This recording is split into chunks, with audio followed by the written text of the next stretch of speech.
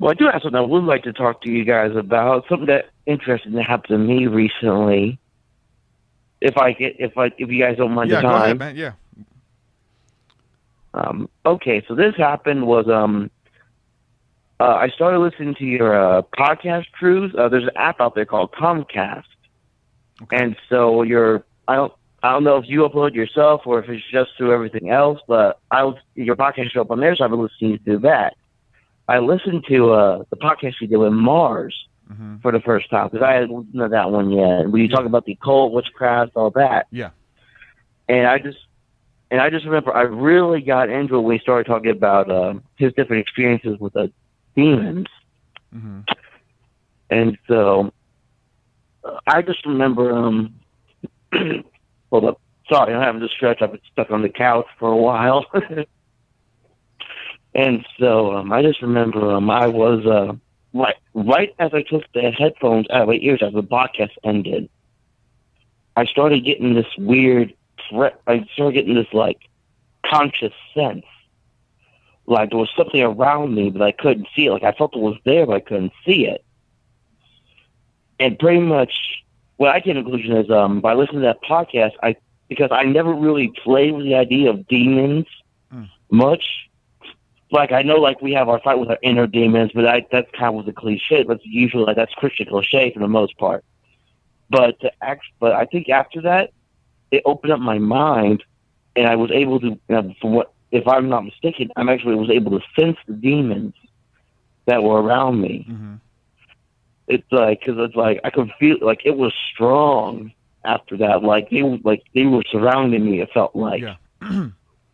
Cliches are usually cliche for a reason. Like, they've talked about a lot for a reason. So that should, when you hear that, that's what a meme is. A meme is something that you see over and over again, something reoccurring in your life.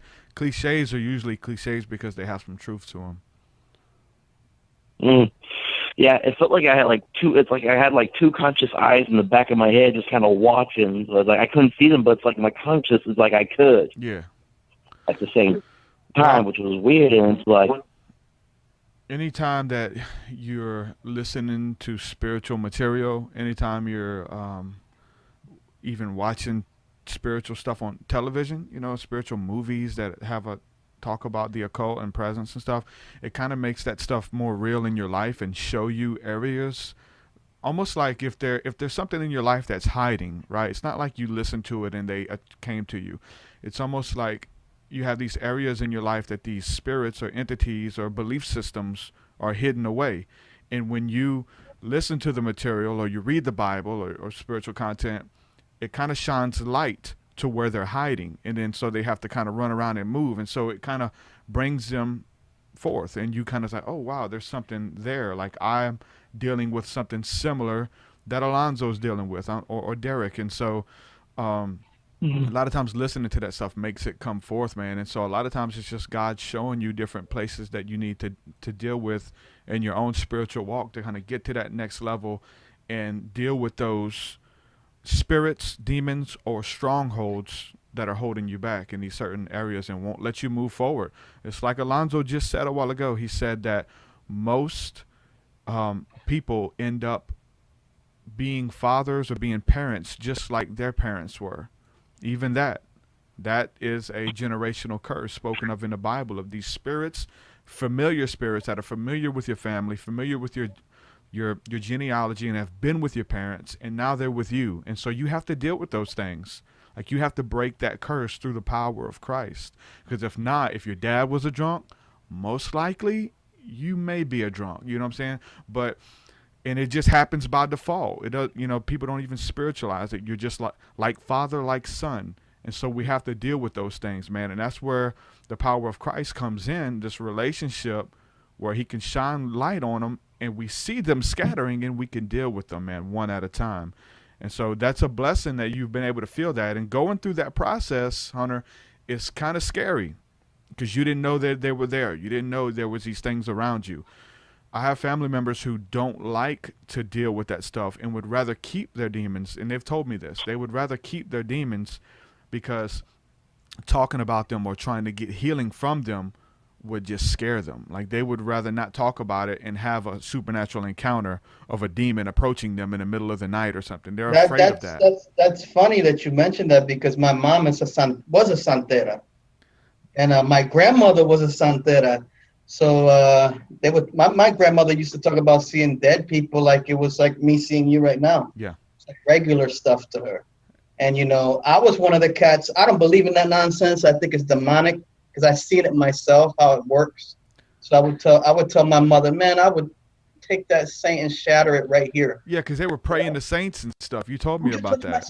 Don't you touch my saints. My mom had a ritual. I used to see it 10 years old, walking out of wherever the heck I was sleeping at that time, walking out of and seeing her in the kitchen where she had this huge saint, and her rituals with the cigars and the stuff, it was a little creepy, man, for a 9-10-year-old, and but at the end it's all baloney, it's like it has no real power, man. Saint Lazarus, throwing quarters at him and smoke and all this stuff. It was just, so I grew up around that too, seeing my grandmother and my mother practice these things, Yeah. And that was crazy too, because that's kind of funny. He brings up the Mars interview, because you were, you know what I'm saying? I mean, you talked about the whole Santeria thing, and that's what Mars was in on, and you were too. That's why I said that dude Puerto Rican or something, man, because he was like boom, boom, boom, boom. He had it all, man. Yeah, that's a great interview. All the rituals and stuff that they do. Yeah. And it's all mental, man. If you believe in it, that there's a curse on you or someone's doing a hex, of course it's going to fall upon you because you're believing this. Yeah. But it's nonsense, dude. But the lengths that they go when they do these things, or the rituals themselves to the saints, it's just like. He talked about killing chickens and monkeys and stuff like that, and. Well, not monkeys, but I seen chickens being killed. There's this whole thing where they do. It's just silliness, man. What they do to people, and at the end of the day, but there is a truth to it, man. Because the saints will give you what you want. You'll live lovely for a while, but they'll come to collect. But they're not going to collect what they gave you. Yeah. They're coming to collect something else. More, yeah. Yeah, that's the weird thing about dealing with spirits and demons and entities and stuff. And so we have the one up, but we can go straight to Christ. You know what I'm saying? We go straight to the one who is over. See, that's the whole thing that was powerful about Jesus, because these other spirits, they have to bow to him. Like he holds all authority. They must bow to the feet of King Jesus. It's funny. I told my mom that. I said, scream Saint Lazarus to a demon. Yeah, I see what happened. I said that to my mother. Oh, she just starts screaming. I've always been that way with my mom, and now it's funny. She has none of that no more. Yeah. You told me you were like the police, man. You would go over there looking through the closets and trying to find if she still has them. And now she's older. She's like, I don't have them. I break them, man. Yeah. Well, smash the idols. Yeah. Well, the really interesting part about it is, since I've been able to sense now that I can have an idea of sensing demons, it's like I kind of have an idea of like what they're planning. It almost feels like sometimes, because I told you about this, TruthSeekah, but I'll say a short and sweet version for Alonzo was a while back. This was before I started really getting into TruthSeekah and all the stuff that he was talking about and getting into spirituality. I watched it was a documentary about Illuminati in the music industry. One of the things they talked about was a demon called Rain Man. And what this demon's job very much would be was to entice the person to sell their souls to the devil in the music industry. And I had shared with TruthSeekah that one time a person did come to me.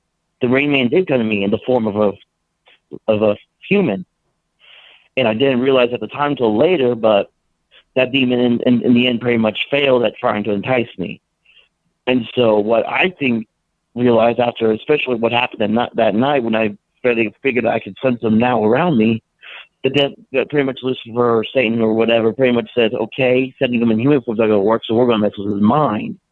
And so that's pretty much like, see, I can sense the demons, but it's like I can't sense when they play games with me. But afterwards, though, like if one of them has touched my mind to put negative thoughts or negativity in my head, after that demon has left, I get this sudden pain in the back of my head, like something was there, like it's like it's something that something was tampered with, pretty much. Because what happened was, right after I listened to that Marshall podcast and sensed the demons around me, something happened at work, and all of a sudden I felt this huge rush of anger just wash over me, and I got into it with the manager that night. And afterwards, after the smoke had settled and all that, it's like, again, there was this pain in the back of my head, and someone was like, okay, something's not right there. So it's like now I've been trying to prepare myself, because I realized how much I was unprepared for these attacks from Satan and his demons, that I need to start focusing more on my spiritual walk and make sure I can protect myself from stuff like that. Yeah, that's the whole thing that people don't understand. And I think it's because of Hollywood and because of even like old church paintings and stuff that show you these pictures of these demons or these manifestations of a little monster and stuff like that. Like, we think that that's how they look, right? And these entities, these fallen spirits, what they are thought patterns. They are vibrations. We talk about walking in vibrations and feeling. They come in the form of what we call a ungodly belief. They attack you through your mind, man, through suggestion. There's sometimes, even in my younger days when I did read the Bible a lot, they would mess up your focus, where you couldn't study. Dude, we talked yesterday about you hearing this or having this urge to do something. That's true, and it's been creepy because I'm not that type of cat. I'm like, you know what I mean? So just sitting around and having an urge, like a negative thought, like it's like an overwhelming. It's not just to have you. I think when stuff like that comes to your mind, man, it's just talk to God. I don't believe in the word. I don't like using the word prayer. Just talk to God, man, and it'll get you. Yeah. Get through it, man. That's part of like the confession, man. To speak the blessing of God over yourself, to speak truth over yourself, and they'll leave. That's how they flee, man. Because they come as ungodly thought forms about yourself. I'm stupid. I'll never be nobody. That's something right there, brother, because that's something, when you get negative thoughts like that, at least I've done this with myself because it's just me, you got to be your own, like I've said it before, be your own cheerleader, man. Be your own motivator. Uplift yourself. When you get a negative thought, like I'm not good enough, you'd be like, oh yeah, I'm good enough. Yeah. You can actually learn. You can learn the voice of the enemy. It may sound cheesy, but brother, when it's just you, be your own number one fan, man. You learn the voice of the enemy. So when you hear like, hold on, I am good enough, and you learn what it sounds like. Will Smith talks about that. He talks about his two keys in life are reading books, because there's nobody who's ever existed who hasn't dealt with a situation that they haven't wrote about it in a book. So reading how other people got through situations, and running. And he says running is so powerful because if you're on a treadmill and you're running and you're trying to lose weight, you're trying to get in shape, and you hear that voice tell you, all right, let's go ahead and stop. Let's go ahead and stop. Like, that's that fight or flight. Like, hold on, wait. I want to keep going. I got another 10 minutes and I can do it. I can physically do it. No, it's time to stop. Let's get off. You learn that voice of the doubter, and you learn how to quiet it. So when it comes later on in life, you're stupid. You're not meant to have a family. You're not meant to have good things. You shut it up. You silence it. You gotta laugh at those type of thoughts. Be like, who said who? Yeah.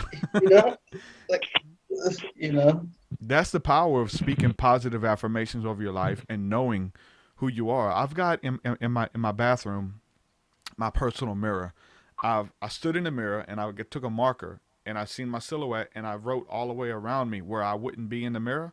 I wrote the blessings of God. You're more than a conqueror.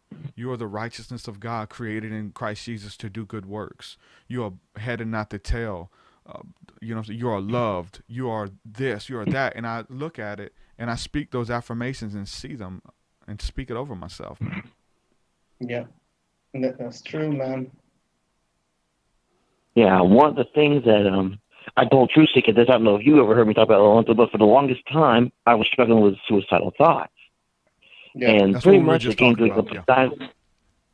Yeah, and it came to a time that was almost one, but the crazy thing is, ever since I was able to sense the demons and where the presences around me, I I haven't had those thoughts as much. Surprisingly, it's like, and I just realized that the other day. It's like you got to reject those. It's like this. You got to reject those thoughts with positive. You got to reject those thoughts with positive thoughts, man. You know, so when you have a suicidal thought, or if you're battling depression, man, you got to negate it and replace it with a positive thought about yourself, man. I hear you're a good rapper, man. Just think about that, or think about your family, or replace it with a positive thought, man, to get you through that, because that's not from God, you wanting to harm yourself in any way, man. Yeah. One of the things that I will do is, like, if I sense there's a dark or negative presence around me that shouldn't be there, it's like when I was first thinking about, like, how would I fight this back, it's like I wasn't sure, like, do I say certain things, or I need to do certain stuff, and I just settled on I say the prayer as I was a kid. I will, in my head, say the Lord's Prayer.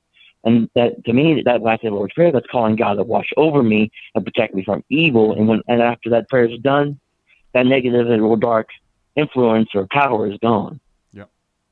After I finish that Lord's Prayer. Yep. And it's just like, and so I find that's just something for you that creates a place of solace, and it is a positive thought. It is a positive affirmation. And so that's what's so powerful about that. And that's what powerful about symbols and crosses and things like that. Like, people wear crosses, or people hold their Bible and pray over people with it. Like, I compel you by the power of these. Like, there's no power in, like, that physical book or that necklace of the cross or whatever the case is. But when you see those things, or crosses on the walls, or symbols, like, there's no power in that symbol, but the power is when you see it, it brings a thought to you, and that's where the power is. And so, people can hear or see the symbol and feel two different type of ways when they see it. It means something different to them. So to go to that place of, like, okay, this is what helps me. This is what brings me solace. I hold up my cross. I say my prayers. I do my rosary for Catholics, you know what I'm saying? Or, the mala beads for, a Hindu, or whatever the case is, that kind of brings you to that place of safety, man, Mm-hmm. And it's a spiritual warfare. It's a daily fight. And so for Alonzo to been through everything he's been through over the years and been so advanced in spirituality, we didn't really talk about it, but he's had a lot of angelic encounters and encounters with Christ as well, man. So to be able to go through all that and be upon a mountain and go through the valley and be upon the mountain and be in a good place, but still be tempted by some of the elementary things that should have been gone a long time ago, like thoughts of suicide. Like, you have to admit that, because, like, we deal with it. I deal with it. Like, we deal with negative thoughts. It's not like we reach a level of ascension and we're good. Like, we're good. No, it's a daily battle. I think people that have that constant battle of suicidal thoughts, or maybe I should just off myself, it's because they're here for a great purpose. Exactly. And that's why I say negate it, man, with a positive thought, or just laugh at it, man. Yep. Because we're all here to do great things, man. Everyone, no matter what walk of life you are in, Yeah. That is that. We're here to leave an impact. That is the great spiritual warfare that people talk so much about and write books about and teach about. It's all in the mind. It is the battlefield of the mind. It is the thought patterns, forms, and ideas. And it does get deep, though. Like, you can get really esoteric and deep about something so simple. All that comes from, like, you got to be your own best friend too, man. Mm-hmm. You got to, know who you are, man. You got to know your power and authority, and Christ gives you that in Christ. Like, you have power to actually tread among serpents. You have power to drink deadly poisons. And I heard it said what, man is the only creature who does not know who he is. Mm-hmm. It's an ever learning thing, you know. A lion knows he's a lion, but man doesn't know his power, Mm-hmm. So that's so true. Well, Hunter, it's actually pretty. Go ahead. I was going to say real quick, it's actually funny that you bring up spiritual warfare. One of the other podcasts I really got into was your podcast about the Zodiac of the Bible with Santos Bonacci. Did I pronounce that right? Yeah, that's him. And so I was just looking up, that's part because I started looking up Sagittarius in the Bible. And this is, I don't know how much true this is now. This is just based on what the couple websites I've looked at so far. The few times that the Sagittarius shows up in the Bible, was always during times of like great war, of a great war where the physical was spiritual. Was when the Sagittarius showed up during a great spiritual or physical war. So I think it's funny that we talk about spiritual warfare, and I just happen to be Sagittarius. Mm-hmm.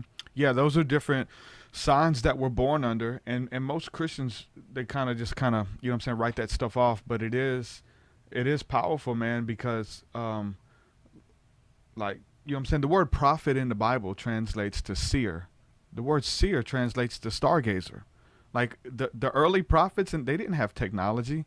All they had was books, writing, and they had their, you know what I'm saying, their spiritual practice, and they gazed at the stars, man.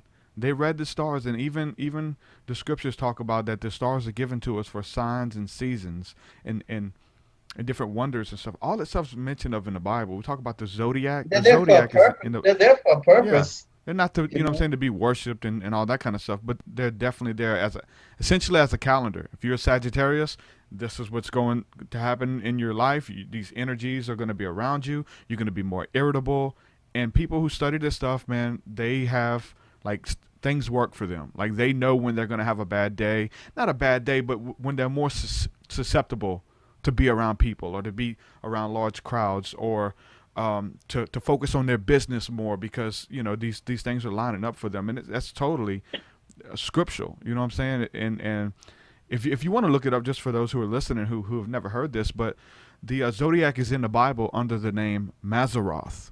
If you go to a Bible search engine, type in Mazzaroth, and that is what the zodiac is called in there. If you look up the definition, it'll tell you that it's the zodiac. And all the constellations are mentioned in the Bible as well. We never hear that stuff, you know. So if you want it's not taught in your local church, and it's more Gnostic sounding as well. So yeah, all that stuff's mentioned in there. So you could do your own research as well, and just let God blow your mind, opening that whole thing for you, which He did with me. You know, it was awesome. So we hope that you've enjoyed listening to this excerpt from the TruthSeekah Podcast. To hear this show in its entirety, head on over to TruthSeekah.com. Summertime.